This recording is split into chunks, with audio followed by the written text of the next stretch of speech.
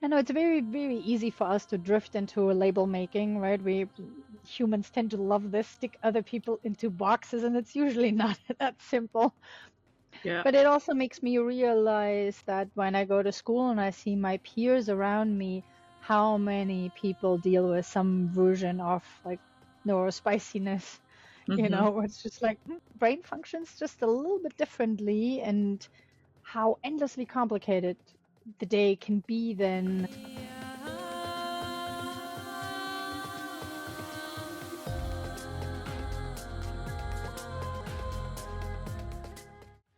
We're here. We're here. Hello. Let me Oh my let me God. put everything on It do seems not disturb. yes. Do that. All Holy right. moly.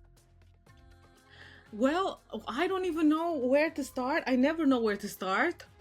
Okay. But but but for me, because it's you in particular this time, I really just want to know how you're doing and where you are, what life is happening, and then we're gonna get into the nitty gritty of all the magic that you do into the world. Because even Yeah. that I know bits of, but I don't know much of.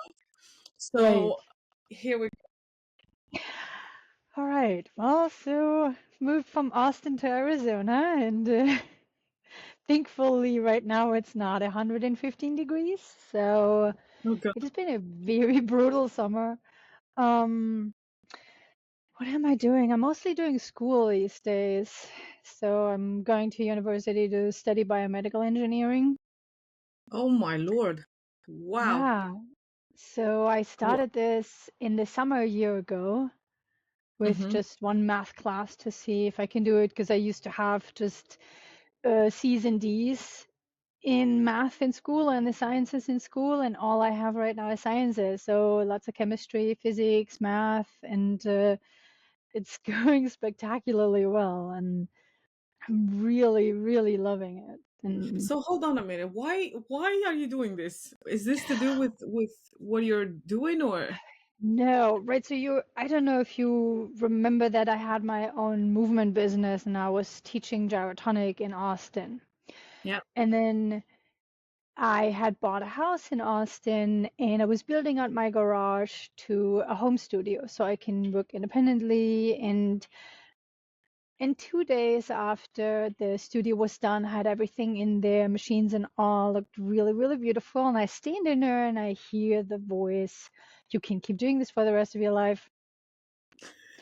And I'm like, "You're telling me this now?" Like, now, Oh my god. after a lot of money spent, a lot of sweat and tears and agony to get this studio done. But I know that kind of voice that has been talking to me all my life. And so I'm like, okay, so then what else am I doing? And so it started, like, my partner Chris and I, we call this pub conversations. Our local pub is the local coffee shop. Nice. So we were sitting at Starbucks, and so I told him what had happened, and so it was just starting a conversation. And then at the same time, independently, a couple of clients would look at me and like, your brain works like an engineer. Have you ever thought about doing something like this? And so these messages just kept rolling in. And in the beginning, I couldn't really entertain the thought of engineer just because I had such bad grades in high school. Mm. And but then there was the same message or the same voice that I heard to move here to Arizona, and in the school that I'm going to has been really a transformative experience. Like it is so exceptionally good. Like the teachers, the entire school system. It's, yeah, I call this a corrective experience. This is what's been happening. So because you said you had like C's and D's before, was that in the Yes. schooling system in the US or was that when you were back in No, that was in Germany. So Germany we do numbers, so 5 and same, 6. Yeah. right? So yeah. So like I was always like one tiny step away from not failing the year, basically. That's how bad it was in respect to my math grades. Nice. So Yeah. this is very interesting. This is very, very interesting because it sounds like whatever voice is talking to you is guiding you somewhere. Have you got any idea where this is going, or you're Where just I'm doing it and supposed to see be. whatever Like comes after? I Yeah, I think those are, so for me in my spiritual practice, those are my helping spirits. And I do have a day-to-day Mm-hmm. conversation with them. This particular voice, or like I say I hear it, but it's like, it just more appears inside of me. It's more like they talk as a collective versus they come and talk to me individually. So there's like I have this gaggle of helping spirits that I talk with, and everybody has a slightly different function in my life, and so the guidance has always been to where do I flourish the most, and Mm-hmm. uh, and that can come with really challenging experiences too, right? They are not like, hey, let's make everything easy. That's not the goal, but how can we get you to the place where you find your most authentic self, or you find yourself the Mm-hmm. most, like, in basically getting to a place where you can express what I call our personal medicine. So now you mentioned this is this what you call your spirit guides, or do you call them something else? I call them my helping spirits. Helping spirits. Okay. When did you start hearing, or have you always had this? I've known you for a while. We haven't Yeah, spoken about either, but I've never asked you these questions. Like I know I've never asked you in particular, when did you start hearing these yeah, messages, and how, in what form? And you said it just appears somehow, but yeah, I would like you to go a bit deeper on that yeah. one.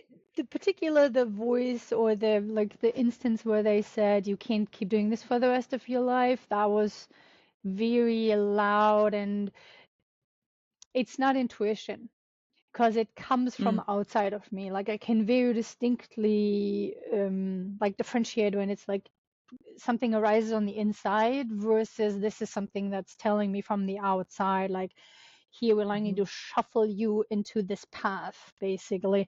And it's never like you have to, it's always an offer. It's more like I see it like they have a broader perspective than I can ever have, so they can foresee things that I can't, but it's always under my authority. Like I can choose this and I cannot choose this. And if I don't choose this, it's not like they turn away and not help me anymore. It's like, okay, then we readjust, and you know, then it might be a different message. Like the one of the most important things is your personal autonomy in this.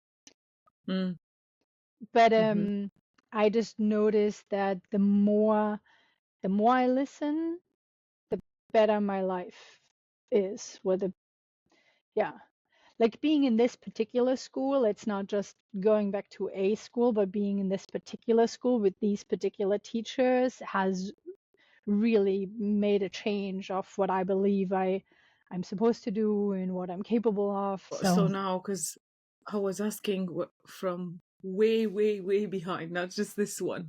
yeah. When was the first time you ever heard or had contact, or how do you describe this? Were you born with it, Mm. with this information, with this hearing, with this knowing? Right. I believe that we all have the helping spirits. Yeah. It's just a matter of, number one, do we believe in it? Number two, do we like ever choose to make contact or not, to a Mm, degree where it's we gonna become a dialogue. It's the last few years I wanted it to be an active dialogue versus I'm a passive bystander. mhm. Like it started with classic shamanic journeying, where somebody drums, or you listen to a drumming track or rattle, and then you go on to a journey, and it's always been really passive, like I'm watching a movie. And so these last few years I've been trying to really actively make it a communication where I can go in and actively ask them a question about my life and get some distinct guidance. But I think it has always been there. Like I have a helping spirit that is around me now, that has been around me as a 3-year old. Like I have very distinct memories of talking with that helping spirit, this particular one, as a 3-year old. Wow. So I think it's always been there very actively in my life. Yes, wow. That's very goosebumpsy in a way, because Uh, we have that. I don't know, not everybody probably, but at least I know you and me for sure do, that we're never alone. Even when you're alone in a room in the physical body, 3D body, right? You're never alone. So right. in a way, it's reassuring, but it can also be for somebody that's never experienced anything like this and gets into the idea of you're never alone. It can be a bit creepy too, because then you start worrying about what you're doing and how you're doing things, and Yes. is this a good spirit, is this a bad spirit, or whatever it is, Mm. and whatever it is. can, can you differentiate, by the way? Do you have like Mm. interactions with anything that you would distinguish whether it's something good or bad? Because I know it's only us humans that put the labels of good or bad on anything. Is there any Yeah, I kind of don't this? I don't believe in there's anything bad. So what Hmm. we when there's a what some people may experience as like what they label as a bad presence, Hmm. or as a like ghost, or like a house being haunted or something like this, I see as a presence that knows very distinctly it's not supposed to be there, and it's trying to leave. And the more it's trying to leave, the more symptoms will come up. So there can be, like in the practice that I do, we call that compassionate depossession, when you help that presence leave. And it can be a building, there can be a person that they're attached to. And so, like, for example, what happens very often if a loved one dies and the alive people grieve very, very hard for that person, the person's spirit will not leave. Like the second crossing will not happen. Hmm. Like they have died, but then there is another transition that I believe is supposed to happen, because they're not supposed to linger here anymore. They will have other things to do. And sometimes there are some like unfinished business that the person themselves may have, and so they are almost, maybe you can say, they're trapped here, and so they can attach Hmm. themselves to a house or to a person, and so then we would help that spirit actually leave and transition fully. And so Hmm. we call this a compassionate depossession, because we come with compassion for this presence as well, and it's not a bad presence. I don't believe in bad spirits. Hmm. There are just spirits that are just not supposed to be here, and that will make itself known, right? And so they need help crossing over, because they don't know how to. Otherwise, they would have, right at the moment of their death or shortly thereafter. So all of this knowledge that you've got around this, is this to do with the shamanism part, or have you got a combination of other knowledge? No, this mostly comes out of the shamanistic courses that I've done, and I've recently done a workshop with a person that I would very much would love to train with for longer. Like she does 2 year, 1 year, and 3 year trainings to Hmm. teach you these mechanisms. Because there's a very distinct mechanism of how you go about to do something like a soul retrieval or compassionate depossession or like house clearing, space clearing, whatever it is. Hmm. And it's interesting that the conversation with the helping spirit is a very like pragmatic thing. Like I find it's the least woo-woo stuff that I've ever done in my life. It's very clear cut. Even though that's probably one of the most woo-woo things that anybody could do. Oh, I'm talking to my spirits. Ah, No, no, no big deal. this is the thing. It's This just is the another least. Tuesday. This is the least woo woo. Like it really is, because it's like it's very clear, and it's for like very practical things. It's not Mhm. like I ask very practical things of like in my day-to-day life with them. It's not this big like yeah. And we're not like imitating any kind of specific culture, so I don't know what specific tribes have belief systems for, because we're not this is not what I'm trying to do, or what I'm imitating, or It's just your own uh, guidance, right? yeah. So some of the people that I've trained with, they call this core shamanism. So it's just basically, if you think about it, every culture on this planet and every like country had shamans at some point. Hmm. And so it's bringing this back more to like we all have this internal right to like practice this, even if our culture that's currently alive has forgotten or has not like continue that practice, Hmm. like Germany, for example. It's been a while since they've done that. I mean, it's so interesting because yeah, I totally believe that too. It's not like it belongs to a certain culture, you know, the whole Right. shamanism. It's in each culture and going back generations and generations. And now, see, I'm gonna change this to a completely different direction now because I'm saying generations. And what have the past, I don't know, 2 years have been like for you? Maybe it's been 2 years, maybe it's been more. What have you been up to in these 2 years? Because I think at the time when we last spoke, which was probably when I was in Florida, so that was like a year ago. I can't even remember. Like, I don't know what was going on with your mom, with your partner at the time. Things were happening. I can't even remember much of what we spoke, to be honest. Complete days. Somehow, sometimes what I've lived in there just feels completely from another lifetime, somebody else's life that I've not been fully present in or can remember much of. But anyway, that aside, what has been happening w- in, because Well, you said you so moved to Arizona, like what else is going on yeah, in. yeah. So going back to school has brought up a lot of interesting things. Like this Chris gets these things at the beginning of the year, what the whole year is about. And so last year, before this year started, he got this message of this is the year of healing, and it's really turning out to be the year of healing in all directions. Like a lot of physical healing has taken place. Like in the spring, like I had a like real crash in terms of I couldn't focus, I couldn't like didn't remember most days, but from a really really bad place. And so started seeing a naturopath that has then diagnosed me with Hashimoto. So I started Oh like wow. thyroid treatment and changed my eating completely. Like there so many little mosaics on that front. Like we did a big blood work and found out that I have zero testosterone left. So it was so low that the test wouldn't even detect it anymore. Oh And so wow. it's, and so like, of course, I have no energy and then no focus. And so there's been days at school that have just been really, really hard. And I think if I wouldn't have gone to school, a lot of these health things would have never showed up because I would have just, I have 40 years of coping mechanism.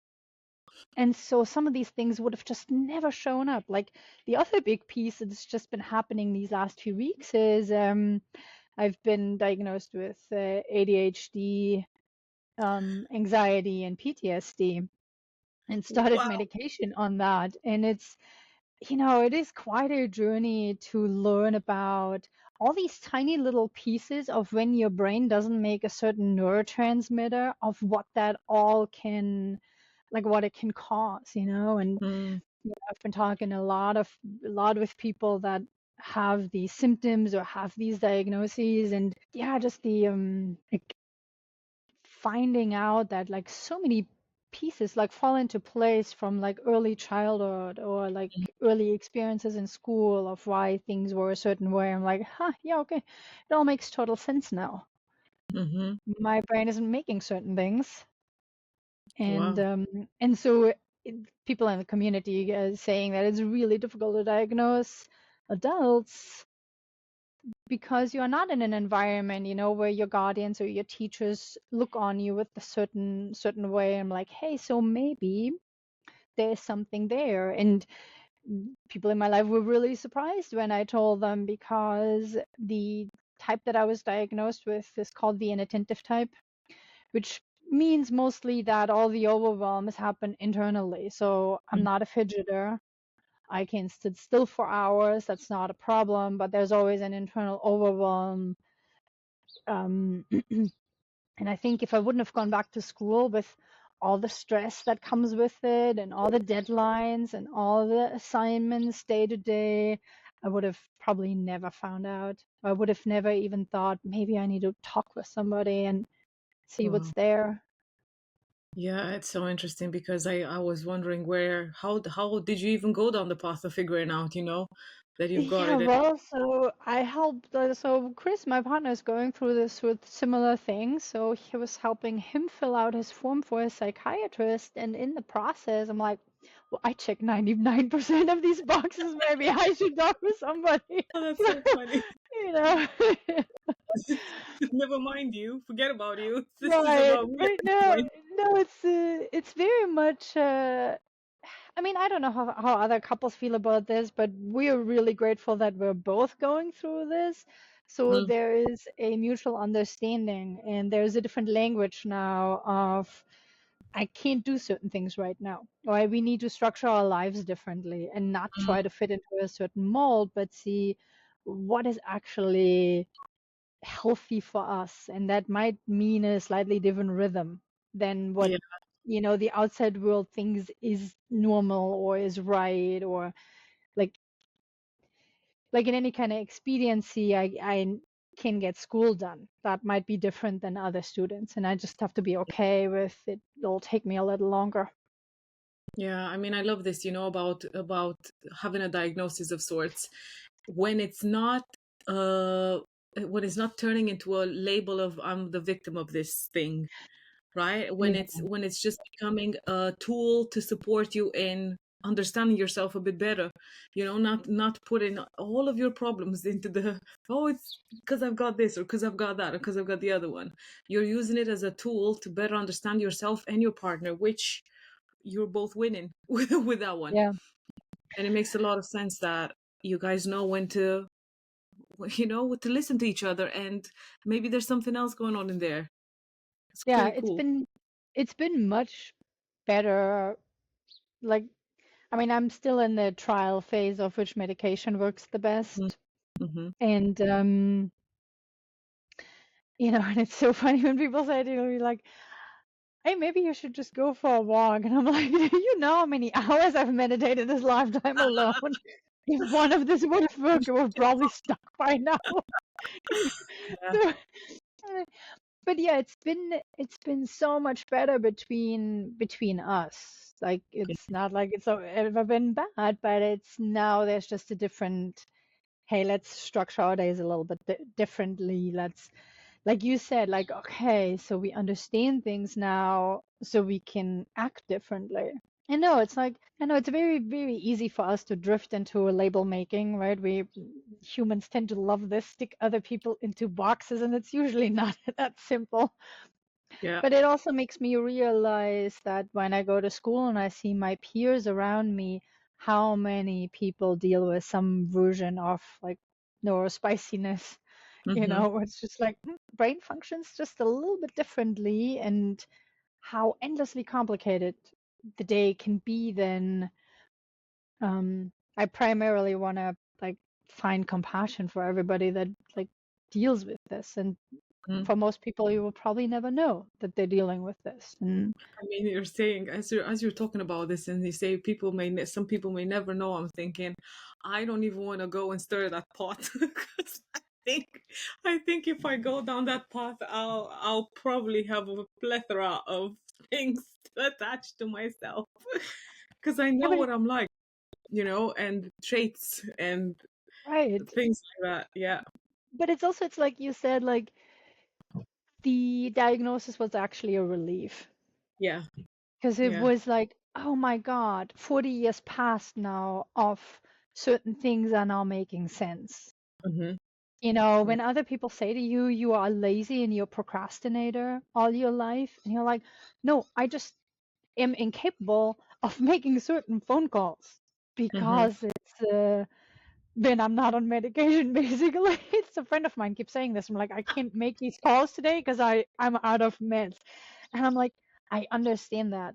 I Get understand it. that feeling of like even a simple phone call to the bank become an insurmountable mountain. And I think somebody that doesn't deal with this doesn't understand why that would be. Mm-hmm. And you only have so much energy, so you have to decide on what do you want to use it for. And so there's just certain things that just fall by the wayside, and you just have to be okay with it. And so I'm glad that again that we're both dealing with this. So we're just like, we're okay when certain things are just not getting done today. I mean, that's brilliant, and I think the fact that you guys have got the extra understanding of the self-awareness, Yeah. because you're both self-aware, as far as I know. As I could be wrong, Yes. but I know because you guys met at Joe Dispenza, didn't you? You met at a Right. retreat. Right. We Yeah. met at Joe Dispenza and then we talked about shamanism for about close to a year before we got together. Yes. How was a while ago? Was that about 3-4 years ago? More? Dr. Joe was 2021. Holy moly! So what do we now? That's 3 years ago. That does Yeah. not feel right. That does not sound great. It sounds like great is in the fact of my brain cannot comprehend that it's only been 3 years because it feels like it's been longer. Right. I feel It the feels same like way. it's been longer. Wow. So do you Yeah, I have feel do you the feel same like way.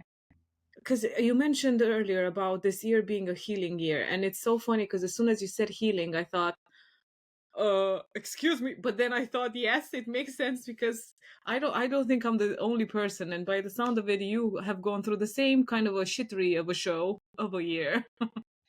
Yeah, this year has been particularly rough. There's Oh my God. been really, really rough times, like especially in the spring, like before the thyroid, before, I for the longest time I didn't have health insurance in Texas, or I'd never had health insurance in Texas Hmm. because it's just the state system is just really complicated and it's almost impossible for you when you are a business owner Right. at a certain threshold at least. So so then starting like being a student, and so there were like other things where in Arizona I qualified for state health insurance. And so it got me on the path of asking for help. And I think I've never really asked for help. And my mom never sent me to the doctor. This wasn't a thing. I would just never went to the doctor, and I'm never really sick, so I don't need to go. But there was a moment in the spring semester when I couldn't have even made that decision. Chris said, like, it's enough now. I'm going to make you an appointment with the natural path. I wouldn't have even been able to. It was so bad. Wow. Like, I was really just a robot. I was barely functioning. Woke up with a migraine every single day. And I had exams where, like, I have no idea that I even was present in the exam, Hmm. let alone remembering what questions were asked.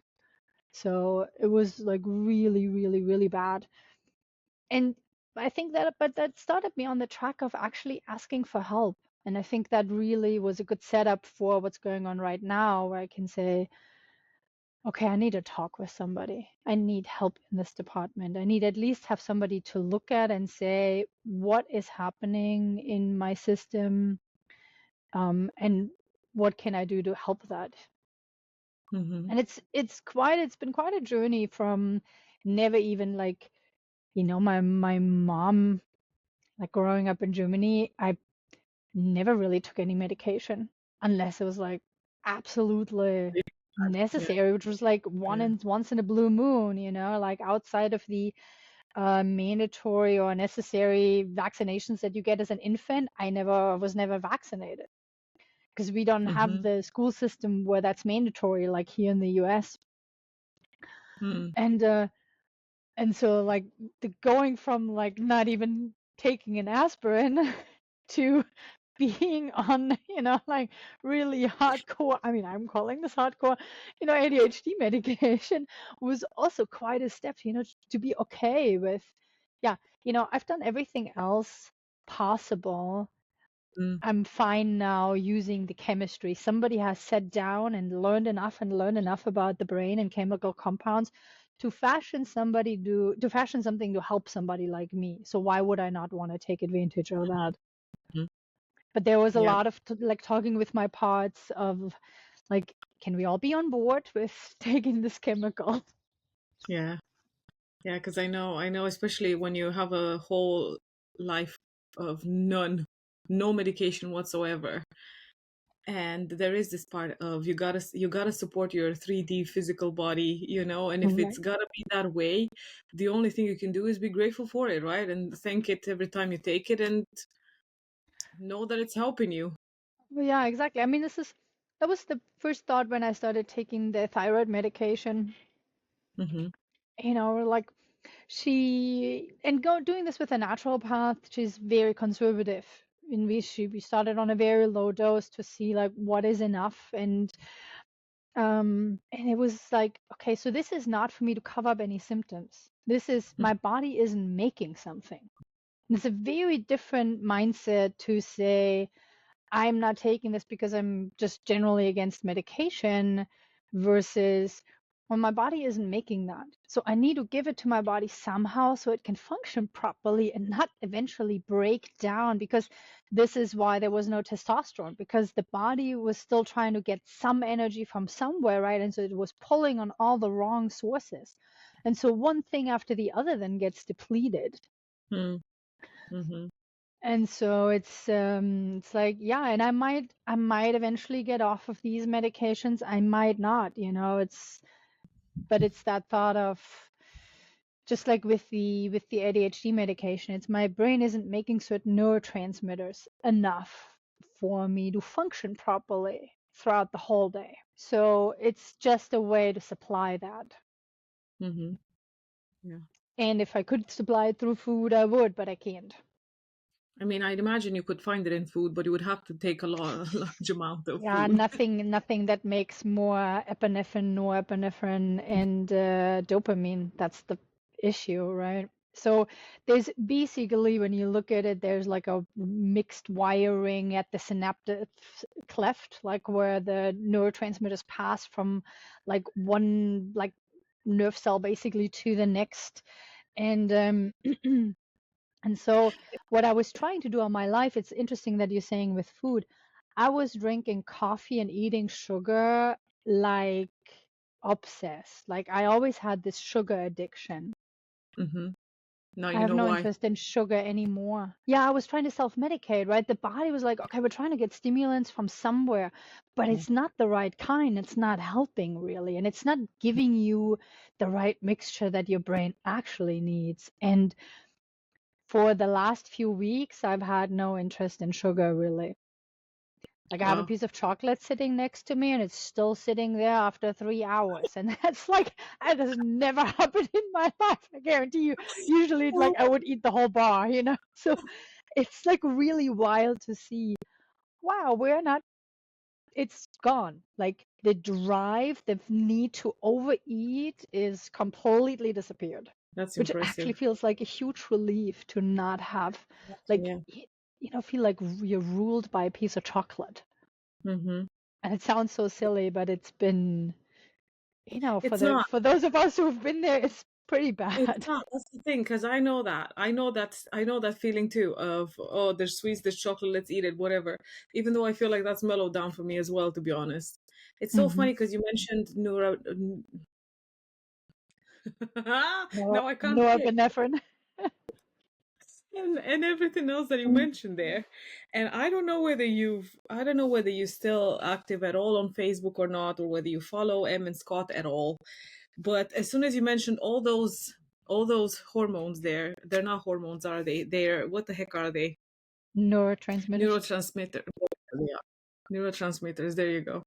I don't even know my terminology, but anyway, they as soon as you were saying those, I'm like, you need a dose of ketamine or a few.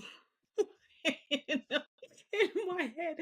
When they Wow, tell because me, when they tell you, when they tell me, yes, when they yeah, I tell keep you.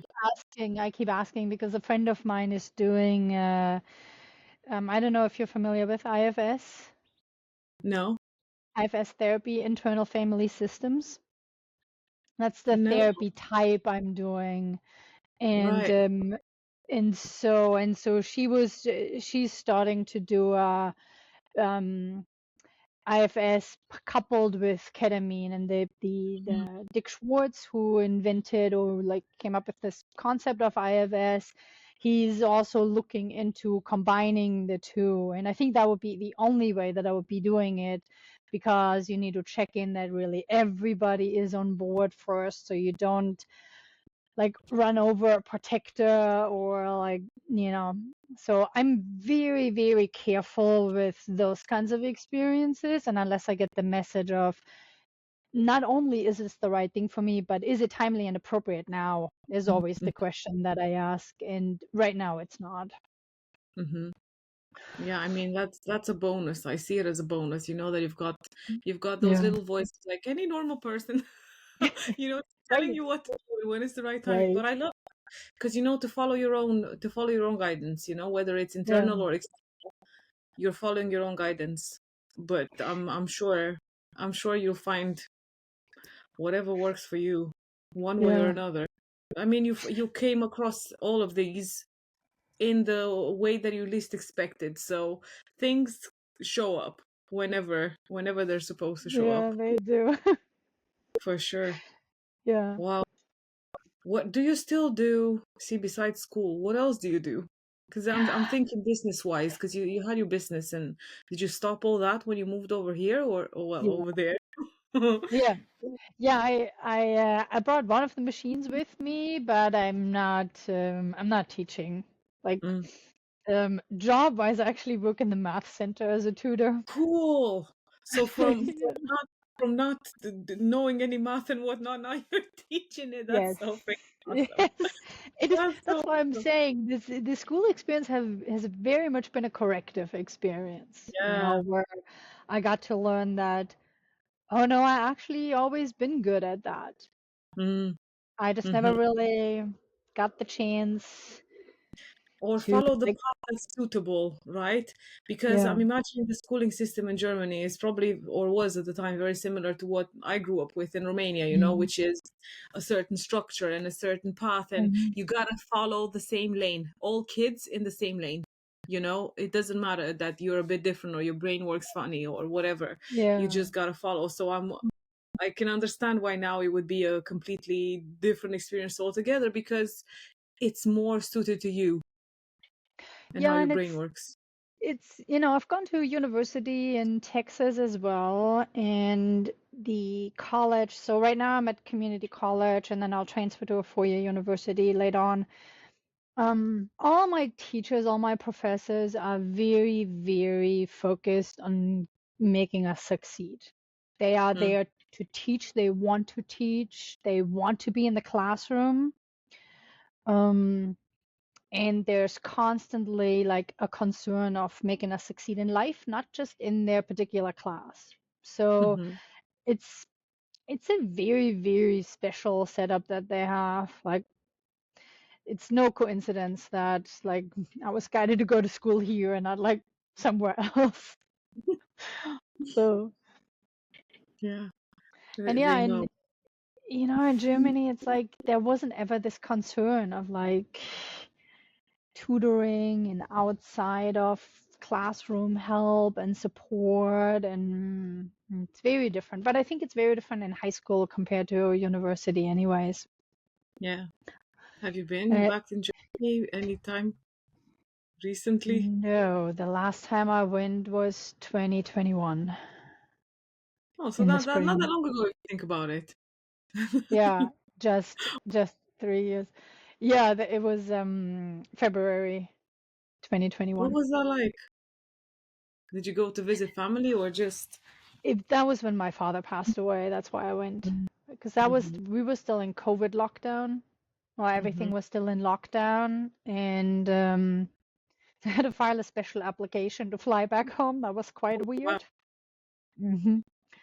Yeah, extra so nobody stressful. was allowed to travel back then, right? It was, um, and I didn't really get to see a lot of my family members because I was really just there for him to accompany him on his last part of the journey on this plane. Yeah. And then it's interesting, like, since he's passed away, there's been absolutely no drive to go back. Like, it's Mm. like almost like there's like a tether that's not there anymore. How's your relationship with your mom now? That's still very difficult. Like these days, I've like gone back to not talking with her. Mm-hmm. With all this stuff going on last semester, I've reached a point where I'm like, I can't play the pretend game anymore. Like, there's so much that stands between us that hasn't been addressed. That from her side is always this, well, fine, we never look at it, we never talk about it.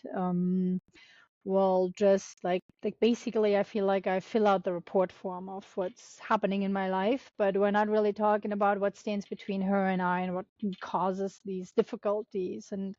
Yeah. And so I reached a point where like I can't keep like walking over certain parts that are just really struggling with this. And she can't have that conversation. Even the I didn't even say I want to break contact. I just said I can't play the pretend game anymore. I like need to like be real of like it's always been difficult. Can we do something about it? Or what are we doing about it? I don't know. But I was just like very carefully and compassionately trying to frame it as, can we both get on a path where, where that gets addressed, or where we at least don't pretend like everything's fine, because nothing is fine. Mm. And that resulted in her sending me a very angry email with a lot of things that, I shouldn't even know about her and my father and their marriage and whatnot. I'm like, I can't respond to this. And so that Mm. was the last time we had contact. And it's very often in the days I'm thinking about, like, what do I do about the situation? Like, how do I honor myself in this and not step over my parts? And is there a way to have any kind of contact? Or is the only way to have contact to accept that I need to swallow all the things?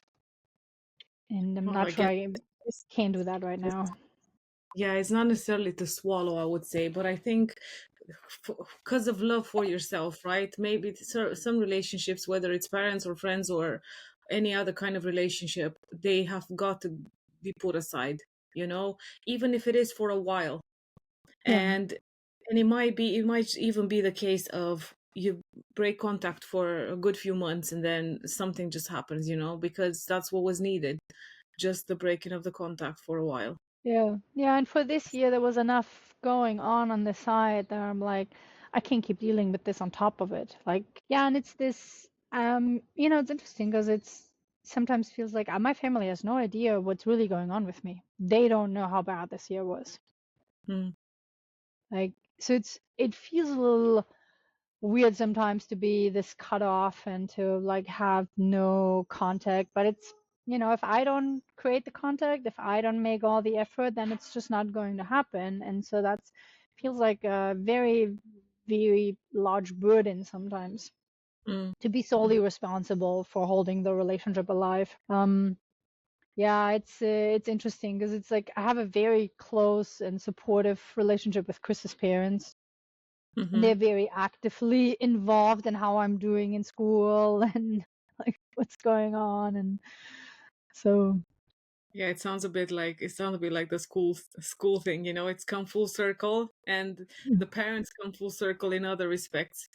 And right. it's it's what I've noticed in myself in my life too, you know, people, meeting people, because we might not necessarily have the parents that we want or need growing up, but then we find them throughout our life in other people, Yeah, yeah, I think that family isn't just blood related, for sure.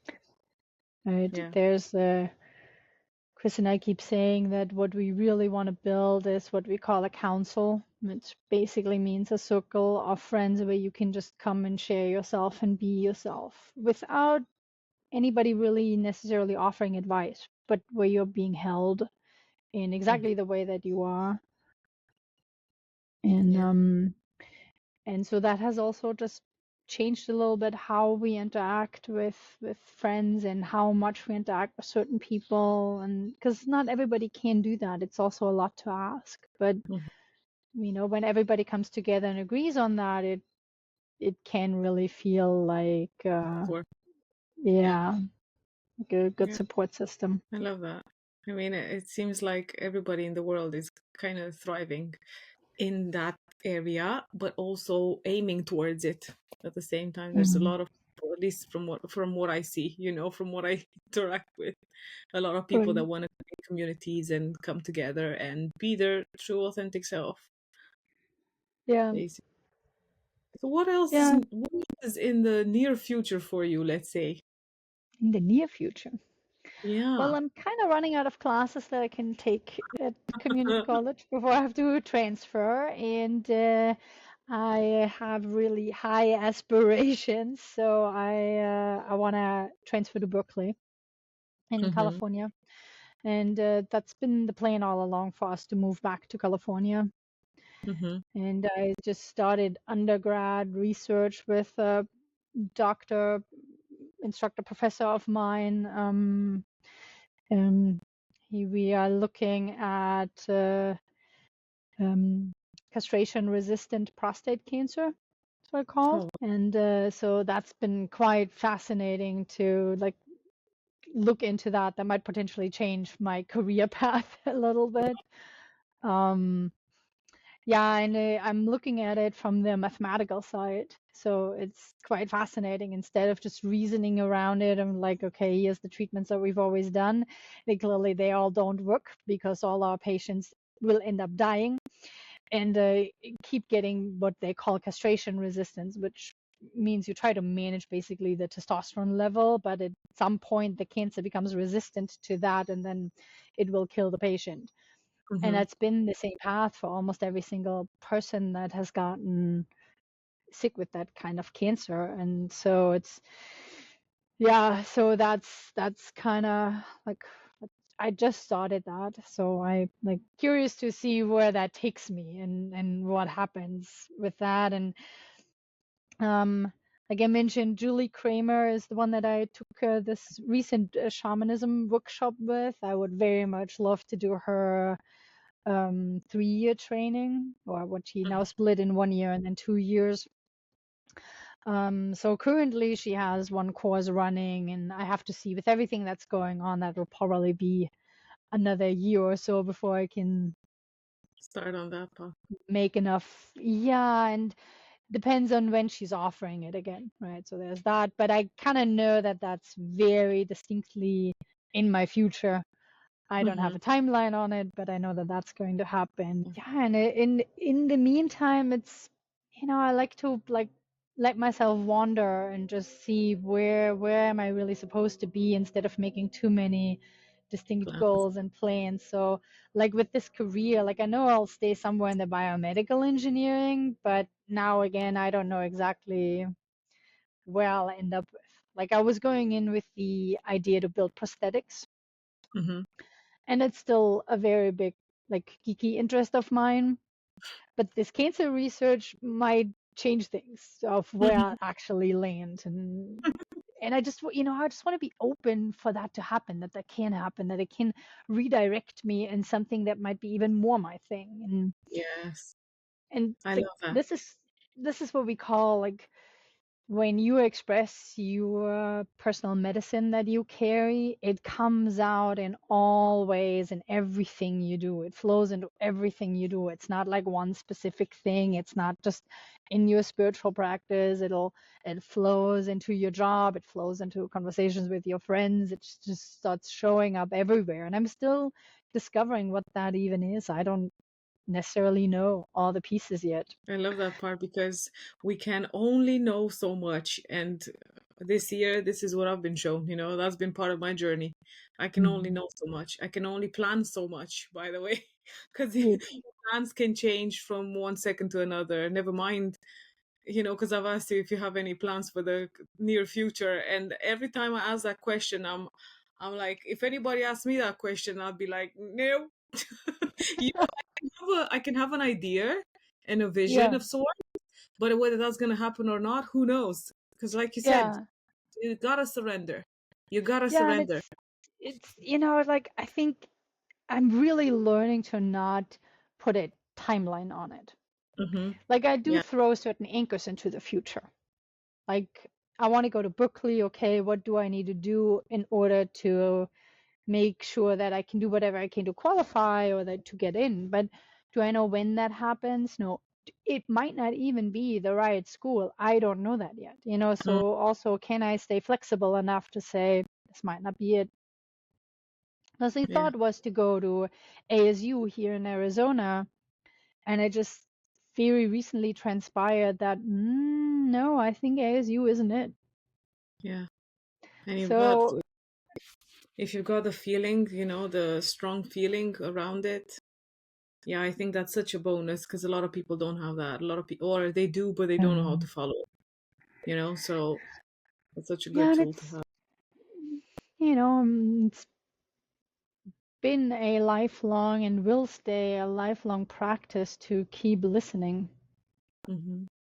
I think a lot of people are getting messages. I think where it gets really tricky sometimes is to just follow it because it very often doesn't come with any kind of reasoning.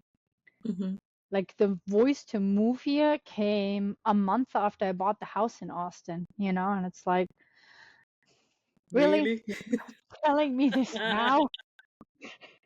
But they have a tendency to do that. So it's like, okay, I follow. When it comes with a specific kind of clarity, you're like, okay, I can't not follow. Hmm. But it was Yeah. fascinating. The decision to do something different was also influenced by talking with Chris. And it was before we gotten together, and he was basically very much working in corporate America, right? He was working for Twitter at the time. Hmm. And I was thinking, I am struggling so much in having my own business. It's been so difficult.